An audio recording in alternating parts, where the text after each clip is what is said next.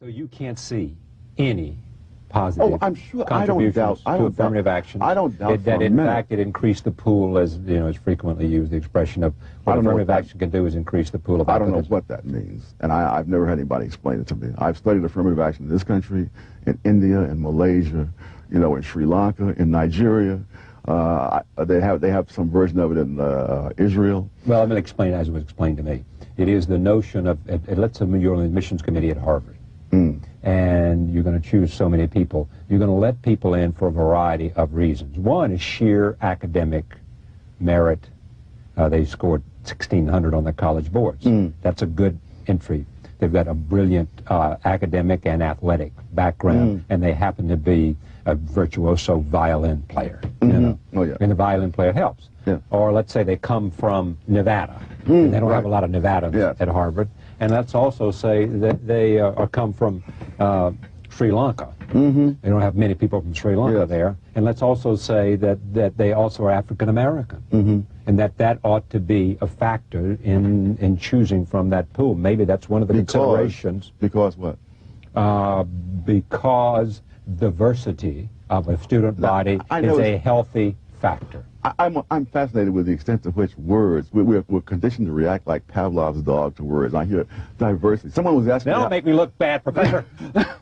Someone today who was a trustee of a college was saying that they were going to pick a new college professor. I said, what you should do is have a stopwatch there and just count how long it is till each of the contestants says the word diversity. And the guy who says it, you know, he's 35 minutes into the interview, and the other guy who says it, you know, the first sentence, the guy who takes 35 minutes, he should be at the top of the list. The guy who said it the first sentence should be at the bottom.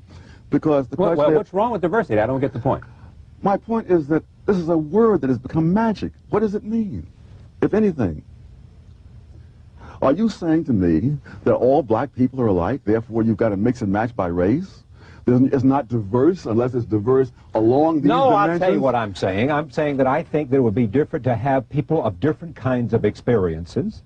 And we mentioned Sri Lanka, didn't we? And you know, and it'd be interesting to have some people with an Asian background. Wait, an Asian background, African American, people that come from Fifth Avenue and Park Avenue, as well as from Henderson, North Carolina. All of that would make a healthy student body. You mean to tell me? I don't think everybody ought to come from sons of Harvard graduates. Places like Harvard and Stanford and Cornell. What you have is the black son of the black doctor, who lived in the same neighborhood with the white son of the white doctor. No, I got and now you're giving me diversity because these two people probably would not go someplace. No, not necessarily. They have scholarships that they offer to kids who are not the son of But now we're getting away from the whole racial thing. I'm saying the racial thing has been used as a proxy for something that is not a proxy for, because the vast majority of blacks who go to places like Harvard and Cornell and Stanford are not blacks from the ghetto. Those are blacks from out there. You know, they're from Malibu. You know, they're from Pacific Palisades. They're from Winnetka and so forth. And they're from the very same neighborhoods.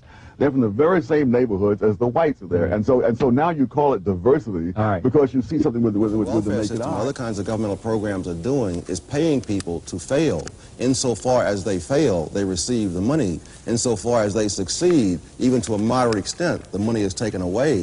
This is even extended into the school systems, where they will give money to schools with low scores.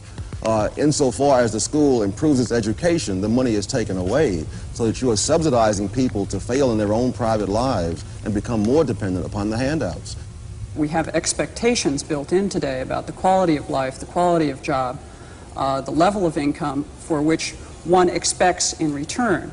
Why? Because we look at the level around us that it takes us to have a fairly decent level. No, that's not why. I may have all sorts of expectations. The question is, what can I do? If someone else is subsidizing my expectations will be far higher. Insofar as the Center for Advanced Study was subsidizing my expectations a few years ago, I refused to work at UCLA for the normal full professor's salary. Why should I when I can get the same money for being at the Center for Advanced Study with no hours, no duties, and no classes? Cut off welfare tomorrow. What will they do? What will be their immediate response? At what price to their small children and to their middle-aged children? Yes, they'll get a job. In fact, the statistics show that women, in fact, are the most successful through the employment program. But what has to supplement that typically is the provision of some kind of daycare arrangement. either the individual woman has to earn enough money to be able to pay privately for her daycare, or in fact she is, quote, subsidized through this insidious corrupting set of programs run by the federal government, which in fact makes her employable and a taxpayer. It's an interesting notion of trying to get people in a productive mode. Tom Sowell. It's incredible the way you start the story in the middle, as if there's a predestined amount of poverty, a predestined amount of unemployment, and that the welfare system is not itself in any way responsible for that. There is a predestined 20% of the bottom half of the population. I have never, well, that's always been true. There's going to be 20% at the bottom. With you. It's also true that 20% of the bottom population doesn't have to be living on the government and ruled by the government. You mentioned, for example, a female-headed household. Many of those, in addition to the grown woman who has all the kids, are teenage pregnancies. There's not a predestined amount of teenage pregnancy. I grew up in an era when people, and particularly blacks, were a lot poorer than today, faced a lot more discrimination than today, and in which the teenage pregnancy rate was a lot lower than today. I don't believe there is a predestined amount of teenage pregnancy, a predestined amount of husband desertion. Gutman has done a study of the black family showing that this whole notion that the black family has always been disintegrating, that is nonsense, that his studies go up to 1925, the great bulk of black families were intact, two-parent families up through 1925, and going all the way back through the era of slavery. So it is now only within our own time that we suddenly see this inevitable tragedy which the welfare system says it's going to rush in to solve. Those processes may indeed reduce freedom greatly. I would go beyond the question of equality and put it more generally, that any process to ascribe any status to any group of people, equality, inferiority, superiority, must necessarily reduce freedom, because whatever the government wishes to ascribe to any group, whatever place, to use the phrase that was very common in the South, that blacks should have their place, whatever place the government is going to assign to people, that place will not coincide, that place will not coincide either with what all those people are doing or with how others perceive all those people, because there's too much diversity among human beings. To maintain any system of ascribed status from the top is going to mean reducing people's freedom across the spectrum. That's the point. People have an ascribed status. It isn't as if government, by its intervention, creates it. People are born into this world in a given sector of a society, and many, many of them are born at the bottom of the society. The argument about equality of results was an argument that was linked to equality of opportunity. People recognized that unless there was a degree of equality in a degree of enough food, enough security, access to education, unless these things were available to all children, then equality of opportunity was merely a mockery. That's why equality of results became an issue, and it became an issue for black people in the United States, and they expressed their concern, No, whatever the opinion You expressed polls, it, damn it, look. No, they did not. They did not.